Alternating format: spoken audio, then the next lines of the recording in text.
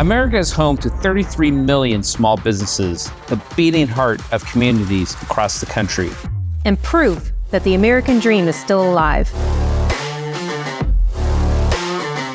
This is a show about those dreamers and doers and the communities they serve.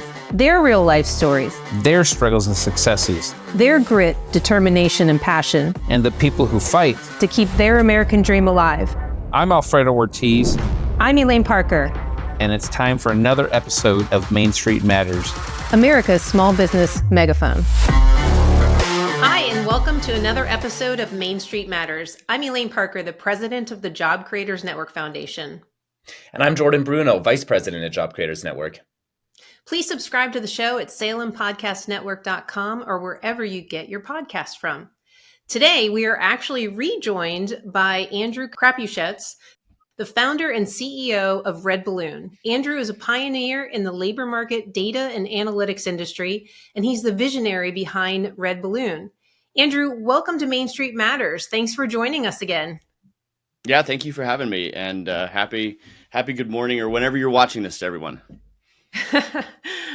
Well, it's been a while since we last spoke, and so I wonder if you can just tell our audience again about Red Balloon. What was the premise of your vision of why you felt like you wanted to create a company like this? Yeah, thanks, Elaine. So 3 years ago, I was running a pretty large tech company, and cancel culture came knocking at my door. My board decided I was a little too conservative and Christian for their liking. And as they kind of were trying to appease the woke mob as you were looking at 2020 and into 2021, they decided that I wasn't the right CEO to run the company, even though we were growing 25% a year with a 40% margin. So, but I did not have the right social media profile. So I found myself delightfully unemployed from my own company. And I thought, well, if that happened to me, it's going to happen to a lot of other Americans, where they're going to have to make a choice between their job and their values. And so I don't think that's right. And I wanted to make a place where if they have to make that choice and they stick with their values, they can find a new job. So that's where redballoon.work came from. We are America's leading pro-freedom job board, and it has been amazing because we have gone from 0 to over 4,000 employers and over 2 million job seekers in just a little over 2 years. And not only do we do a traditional job board, you can think of us as the non-woke Indeed.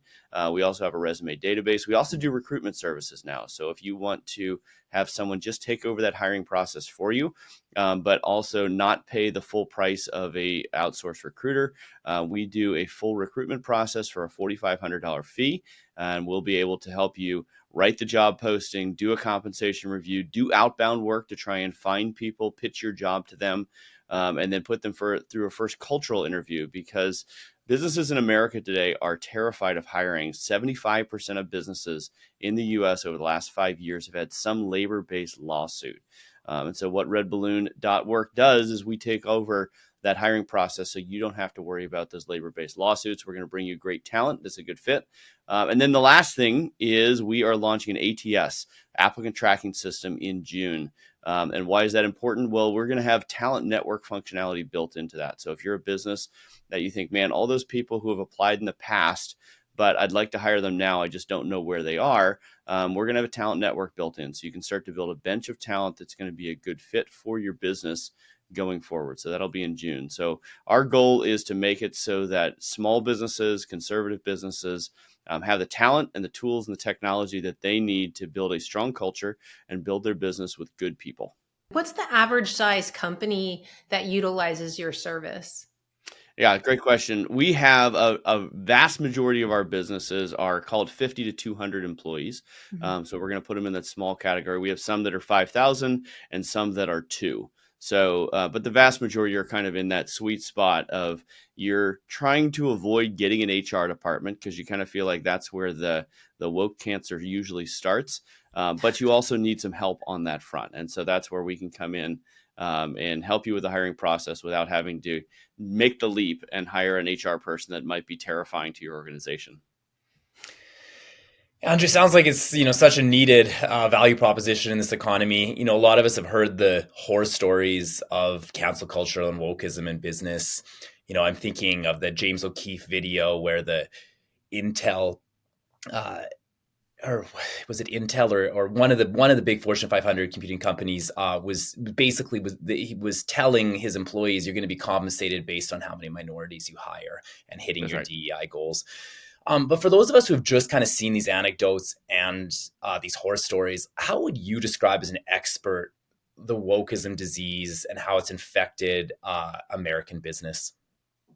Yeah, so a lot of the wokeism disease, I think, can be focused. DEI is just a piece of CRT, the critical race theory, where basically it's Marxism at the end of the day. It's you put everybody in a category, and then that category of people has to fight with everybody else. So, it's the proletariat and the bourgeoisie, it's the oppressed and the oppressor. Everybody has to be put in these categories. And then you, as an HR person, are put in a position where you're told that basically I have to hire a certain type of person based on their skin color. The problem with that is now everybody at that organization, if you see someone who is exceptional, gifted, hardworking, and happens to have black skin, do well at the business, you assume, oh, it's just because their skin. It's not because they're a hardworking, exceptional, intelligent person, which is another form of just putting someone into a category, not based on merit, but based on some external skin deep diversity, right? And that's a real problem in the workplace today. And you would be surprised, sometimes it's easy to kind of poke at the wokeness in the workplace as just a straw man. What's everybody so stressed about? We just had a message this week from someone who was a very talented VP of sales at an organization, decided he wanted to find a new job because he was going to move his family to Florida, of all places, and decided that it was time to find something new. He applied to a lot of jobs and basically got ghosted for 6 weeks. And then he changed his profile in his application on his resume to non-binary black. And he started getting interviews literally in hours after applying for a job.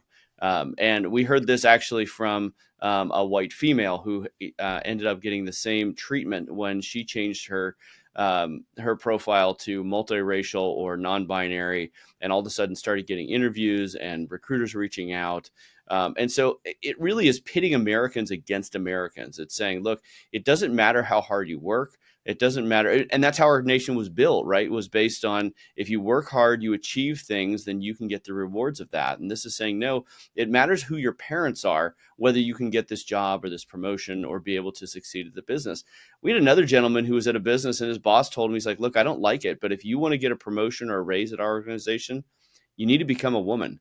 And obviously, that is entirely demoralizing to everybody because it's not based on hard work. And so you always get more of what you incentivize and less of what you penalize. And if you're incentivizing people to rise up the ranks, not based on hard work and delivering value to customers or shareholders, then the business is going to struggle in the long term, even if there's a lot of financial or cultural momentum there. At some point, those businesses, whether it's Intel or whatever, are really going to struggle.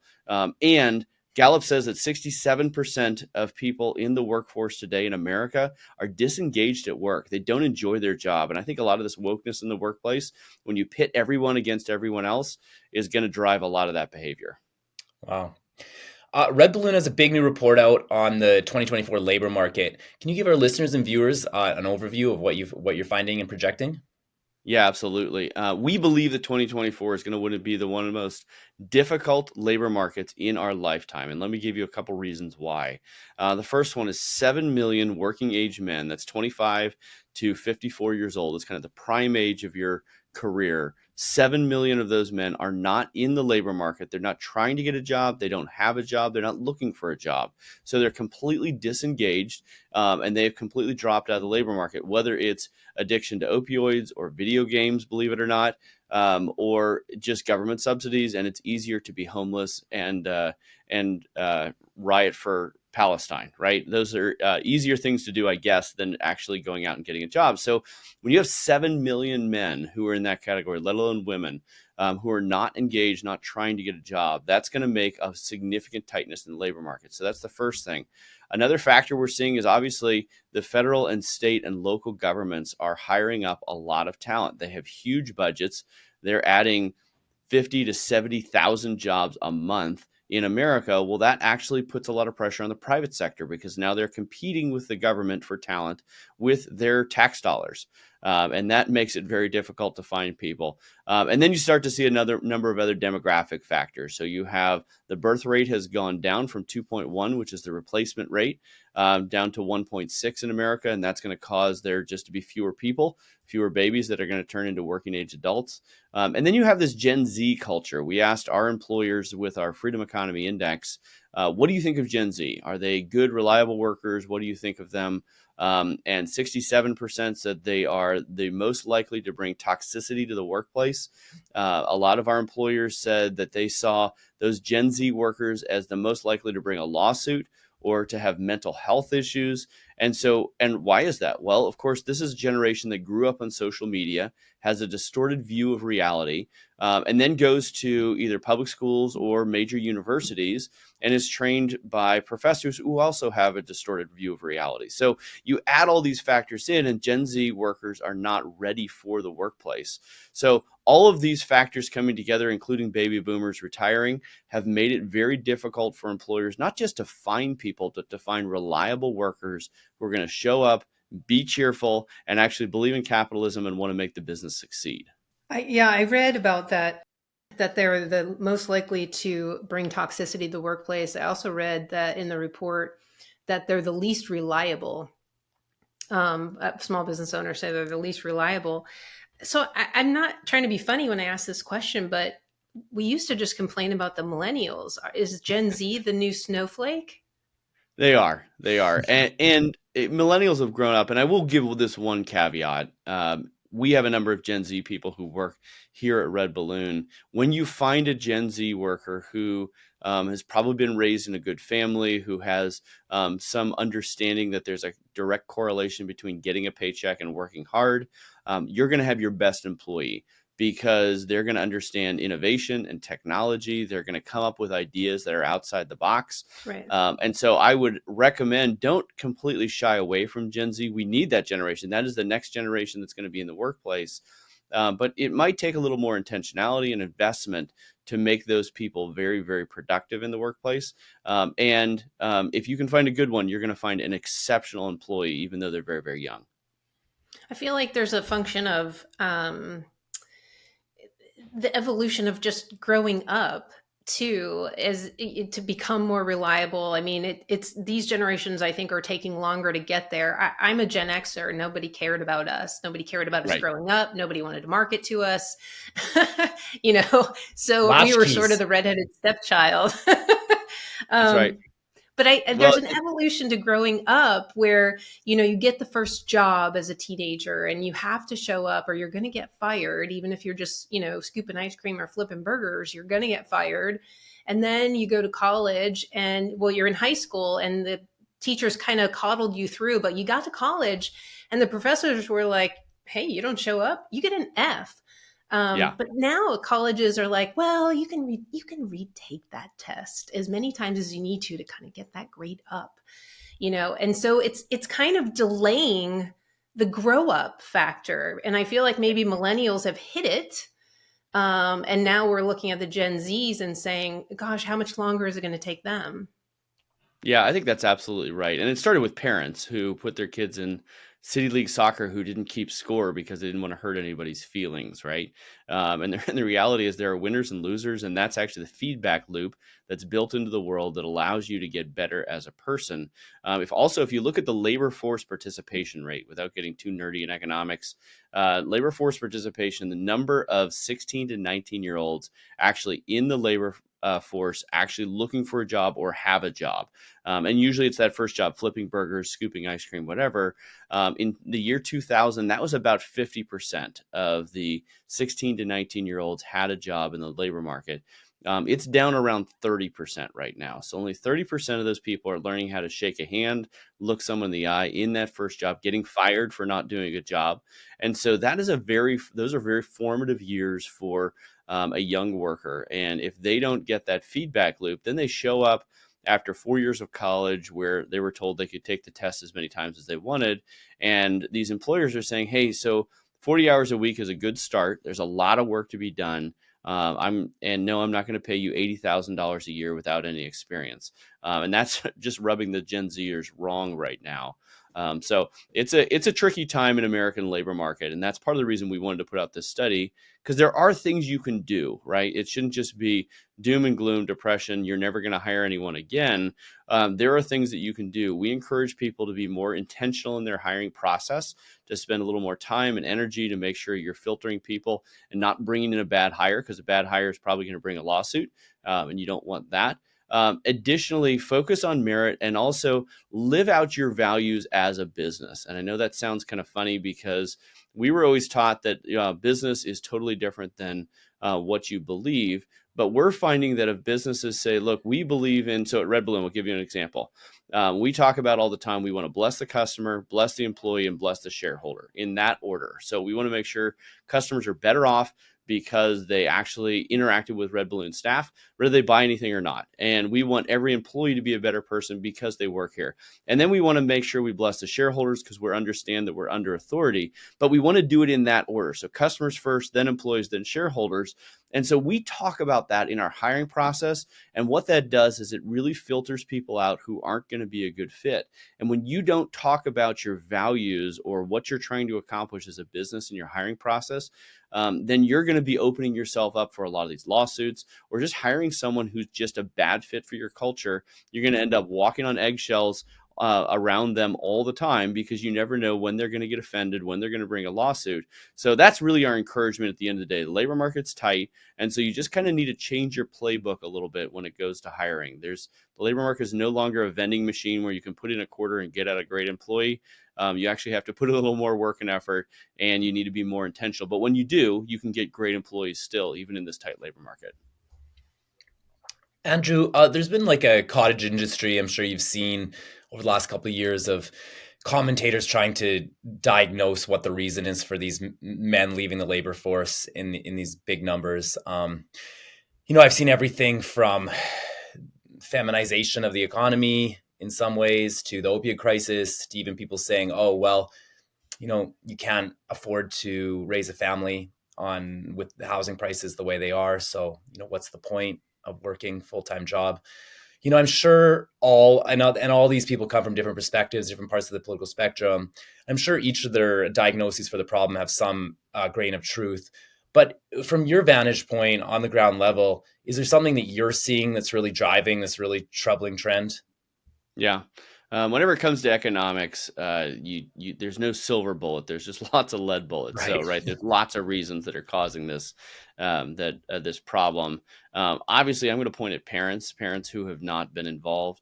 If you read George Gilder points to the fact that if a woman with multiple babies is going to get paid more by the government than the man who that she helped her make the babies, then he is going to be effeminized. He is going to be demoralized, because he actually can't have the dignity that's involved in supporting his family as well as the government is. And so I think that the government overreach is a big part of this. The government believing that they're in a position of authority in the family that they should not be is driving a lot of this. I think the public schools have also been a part of this when they're pushing an agenda on our kids and having them think differently about work and work culture. That's going to have a huge impact. So I think it's all of these factors. And unfortunately, America is not in the best spot when it comes to this. And, we talk about TikTok and the TikTok bans. Well, that all those things don't help. People realize that they need to work hard and be ambitious. And that's what's made America great for a very long time. I remember, I've traveled all over the world, and when you talk to people in other countries, there's not that American optimism that you get here in this country. And we're starting to lose a little bit of that. Vivek Ramaswamy talked about in his campaign when he was running that, like, we've kind of lost our American identity and that American optimism. We can do it. We want to work hard. We want to achieve. We want to make money. And we need to get that again. I think politicians are part of the story, but anytime you look to the government to fix the problem, it's only going to get worse. And so I think Americans need to take responsibility for this, raise their kids well, work hard, get back in the workforce, and then bring some along. There's people in our community that I'll take out for lunch and, just talk them through their career. I think if everyone grabs someone and says, look, I want to make you more ambitious, more optimistic, and push, I think we're going to get this country in a better spot. we're just have some bad momentum right now. We used to call those skip level meetings. Yeah, that's right. Have lunch with, a couple of levels above your boss even. Sometimes you could end up with the CEO. So they were interesting. And I think it was eye-opening for both the senior manager or CEO as well as the employee. Yeah, absolutely. When I was in corporate America. So you mentioned the DEI push, and it's really just code for the CRT. I want to ask you about a rule that just came out of the Biden administration. It's the transgender work rule, which basically says that employers can actually be punished if they fail to use the correct pronouns or allow people to use the restroom of their choice, based on their what they identify as, and they called it. If you don't allow that, you'll be engaging in prohibited harassment in the workplace. I mean, what is your reaction to that in 2024 after doing a study like this? As far as why a federal government would be stepping into something like this? Well, obviously, it's going to make life even more difficult for employers who are trying to just hire good employees who show up to work because, look, we all know if you have a guy who believes that he's a girl or wants everyone else to believe that he's a girl and wants to go to the women's restroom, well, that is going to drive away your best female employees because they're not going to want to be part of that. It's not safe anymore. And we've seen this for a while. I had a good friend who was at Amazon. And Amazon.com, he got a new employee named Jim, who was 6'4" and had a beard and wanted to be called a she, her. And my friend's like, look, you're a nice person and I will call you Jim, but I will not use a she, her pronoun because that's not how God made you. And that cost my friend his job. Amazon was willing to fire one of their top engineers over that issue because, and this is the same reason the administration's doing it, they're ideologically driven. They're trying to push an agenda no matter what the outcome. You read Thomas Sowell, he says, laws should be based or should be judged not based on their intent, but on their outcomes. And we've lost that. We push an agenda coming out of DC that has nothing to do with reality anymore, and is only going to hurt the American workplace that is already tight. Businesses already have a significant amount of headwind, whether it's inflation, whether it's these labor laws. And in California for a long time now, well, not a long time, but a little bit, it's been considered sexual harassment to use the wrong pronoun, to misgender someone. And when you have that type of workplace, every employee starts to get to a spot where they don't feel like they can innovate. They don't feel like they can push or give criticism because they don't know when they're going to offend someone and it's going to cost them their job. I talked to some employees who used to be at Silicon Valley Bank before it went out of business. And they said, look, we had weekly microaggression training and we were told that basically you don't give input to people because that's a microaggression. And the guy I was talking to, he says, the problem is we all knew that there was a huge credit risk and this bank was about to go under. But we also knew that if we gave that input to the people in the credit department, it would be seen as a microaggression. And therefore, we would lose our job, not because we were insulting someone or making something personal, but because we were saying, hey, we think our business is going to go under. And so they said, so we just kept our head down and knew that it was just a matter of time, brushed up our resume, and rode the ship into the ground, which is just sad, right? That great businesses are doing this to themselves. So no, this law is going to only hurt business in America. It's only going to make it more difficult to hire good employees, to build a strong culture, and to just focus on your job, right? Any business who is focused on something other than their business is going to fail eventually, right? That's just a matter of, if all my employees here at Red Balloon spend all their time playing basketball, then we're going to fail because customers are going to get a terrible experience. They'll stop giving us money. We're going to go out of business. And I think anytime a business spends more time and effort on DEI training and CRT training and getting the right pronouns and microaggression training, that is going to cost them their business eventually. In 2022, businesses spent $8 billion on DEI consultants to come in and help them build trainings, demoralize their workforce, et cetera. So it's a real problem, and this law is only going to exacerbate it. Wow. Andrew, last question from me. Small businesses, as far as I can tell, are basically the last institution in America that still believe in capitalism, freedom, haven't been co-opted by the march through the institutions of socialism and its related cousins. But small business owners are also, according to Gallup, the most trusted institution. So they're the last and most trusted. What responsibility, if you think they have one, do small businesses have to explain to their employees who've been brainwashed by college teachers and public schools, and then to society more generally, about the true role of paychecks and politics and capitalism and freedom, and push back against kind of some of these dominant narratives? Yeah. They have some responsibility, although I'm going to go to bat for the small businesses. It is very, very difficult to run a business in America today, to hire employees, to manage employees, to fight inflation, to deal with supplier prices, to try and keep your customers happy, to not go out of business, to get a business loan that isn't costing you your entire business with the interest rates where they are. So there are significant headwinds to any small business owner in America today to just survive. And so while I would love to give them some responsibility around educating their employees, educating their community, I also just have a lot of sympathy for small business owners. As someone who I've done this myself, it is really, really hard. And they are doing an enormous amount of work just to keep life and limb together. And so I think that their focus should always be there and start there. That being said, my encouragement to businesses is you need to start living your values out loud a little bit, because when you lead by example as a small business owner, your employees are going to see that and they're going to be encouraged by that. And you're going to be producing a narrative in their head about how to think about these things. Good friend of mine, Ed Schweitzer, who runs a multi-billion-dollar business, he spends a lot of time talking about Milton Friedman at company meetings and just being like, okay, so let's talk about how economics works, how supply demand works. I think that is a very productive thing that you can do. And it's hard for a small business to think that way, because you're like, I'm just in survival mode all the time, which I get. But if you want to build your business, you need your employees to understand what are the principles of business.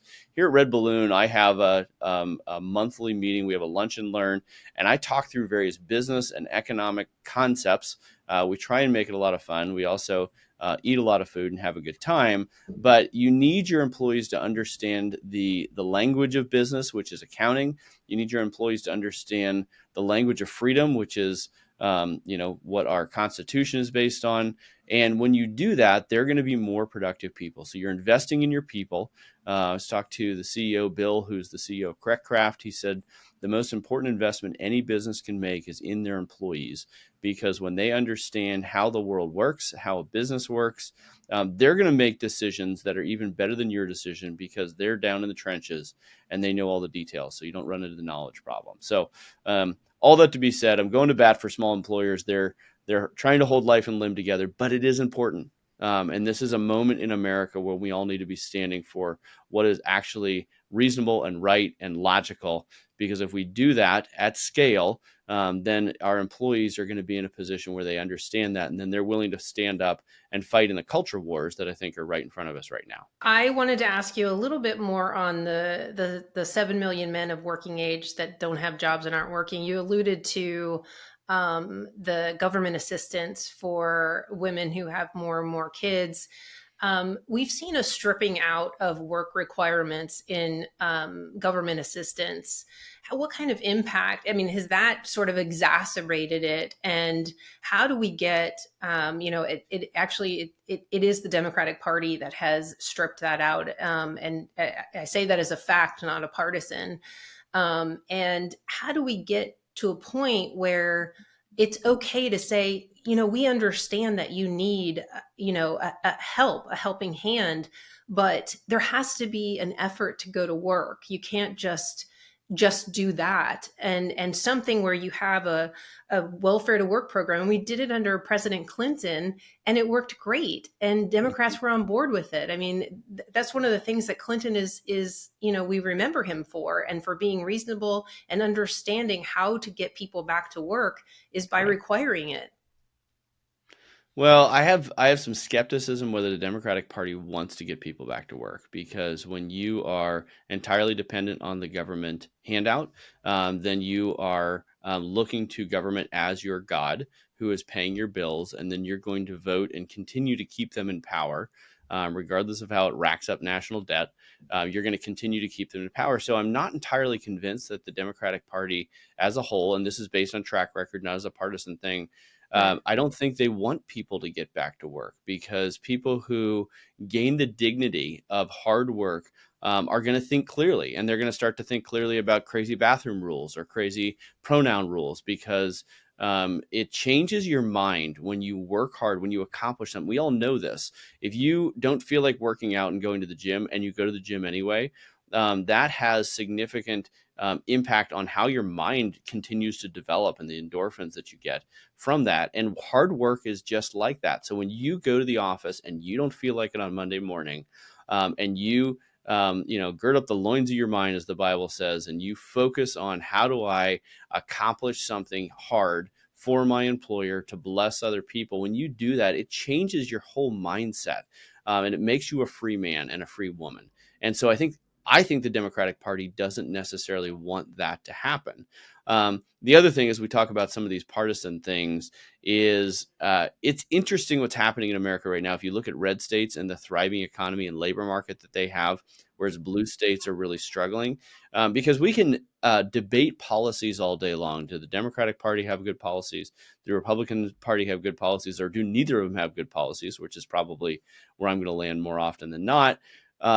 But regardless, you can look at the scorecard, because the red states that are predominantly led by Republican governors, Florida and Texas and Idaho, where I am, these are states that are thriving. People are moving there for freedom. The labor market is thriving, the economy, the GDP, et cetera. So I think that the Democratic Party is trying to produce a subservient society, and that's one who doesn't work, who's just based on government handouts.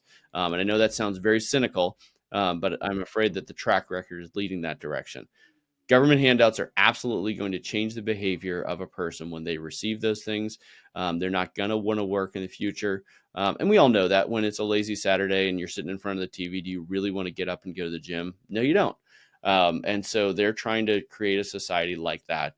And I think the best way to push back is to work hard, to live your values out loud, to hire good people, obviously to support the Job Creator Network, to tell your friends about Red Balloon, and be in a position where you're standing up for what you believe. And when you do that, it's going to give you courage, and it's going to give everyone around you courage. And so that's kind of what we need in America right now, because the trajectory is not good if we let the Democrats keep running their play.